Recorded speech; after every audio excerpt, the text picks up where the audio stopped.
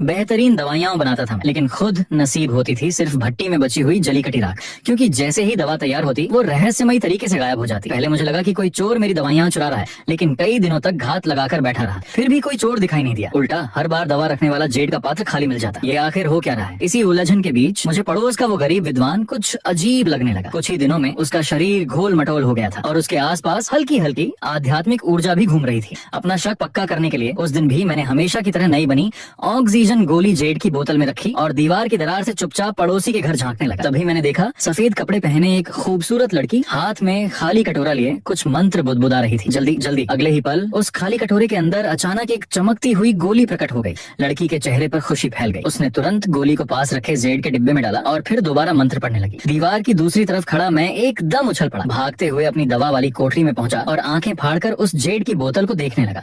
बोतल में अब बस कुछ गोलियां बची थी और फिर मेरी आंखों के सामने एक एक करके सारी गोलियां गायब होने लगी। एक भी नहीं बची। भट्टी से खुरची गई राख से भी ज्यादा साफ। मैं फिर तुरंत दीवार की दरार के पास भागा और देखा उस लड़की के कटोरे में अब 7-8 गोलियां भरी पड़ी थी। धत्त तेरे की, ये लोमड़ी तो मुझे जीने भी नहीं देगी। मैं गुस्से में बड़बड़ाया ही था कि अचानक मेरे हाथ के पास एक अजीब खिंचाव महसूस हुआ। संभल पाता उससे पहले ही भट्टी से निकली आखिरी खेप की दवाइयां भी हवा हो गई। कुछ देर बाद पड़ोस से आवाज आई। वो लड़की उन गोलियों को फिर से शुद्ध कर रही थी और अगले ही पल उसका शरीर बदलने लगा। धीरे धीरे वो एक बर्फ जैसी सफेद लोमड़ी में बदल गई और फुर्ती से जाकर पिंजरे में बैठ गई। मैंने दांत भींचकर उस लोमड़ी को घूरा। आंखों में सिर्फ गुस्सा था। साला झांग दाशान, उस रात अगर तूने इसे सीधे फर का कोट बना दिया होता तो आज ये दिन नहीं देखना पड़ता। कुछ महीने पहले की बात थी। एक बरसाती रात में पड़ोस का शिकारी झांग दाशान पहाड़ से एक सफेद लोमड़ी पकड़ कर लाया था। वो उसकी खाल से फर का कॉलर बनाना चाहता था, लेकिन बगल में रहने वाला वो गरीब विद्वान ना जाने क्यों अपनी 2 छोटी खेती की जमीन बेचकर भी उस लोमड़ी को खरीद लाया और उसी दिन से मेरी बर्बादी शुरू हो गई। उस लोमड़ी को पता नहीं कहां से मालूम चला कि मैं दवाइयां बनाता हूँ। बस फिर क्या था, वो रोज मेरी मेहनत की सारी गोलियां चुरा ले जाती।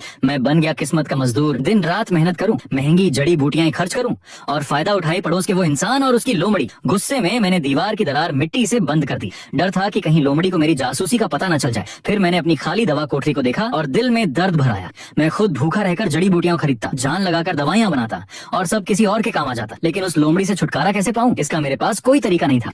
आखिर वो एक जादुई लोमड़ी थी, वो मुझे मार न दे यही बहुत था। उसे खत्म करना तो दूर की बात थी। मैं गुस्से में मुड़ने ही वाला था कि अचानक मेरे कदम रुक गए। जहाँ अभी अभी दवाइयां गायब हुई थी, वहाँ जमीन पर कबूतर के अंडे जितना बड़ा एक हरा मोती पड़ा था। उससे हल्की हरी रोशनी निकल रही थी और सबसे अजीब बात, उस मोती के ऊपर +40 लिखा हुआ तैर रहा था। तभी मेरी आंखों के सामने अचानक एक स्क्रीन चमकी। नाम शेन दानशिन, कौशल 5 पॉइंट्स 0, खड़ी हैंड गिरा हुआ पॉइंट मिला है। क्या आप इसे इकट्ठा करना चाहते हैं? मैंने बिना सोचे तुरंत कहा हाँ, इकट्ठा करो। जैसे ही मेरे शब्द खत्म हुए, जमीन पर पड़ा हरा मोती गायब हो गया और उसी क्षण मेरे सामने मौजूद सिस्टम पैनल चमक उठा।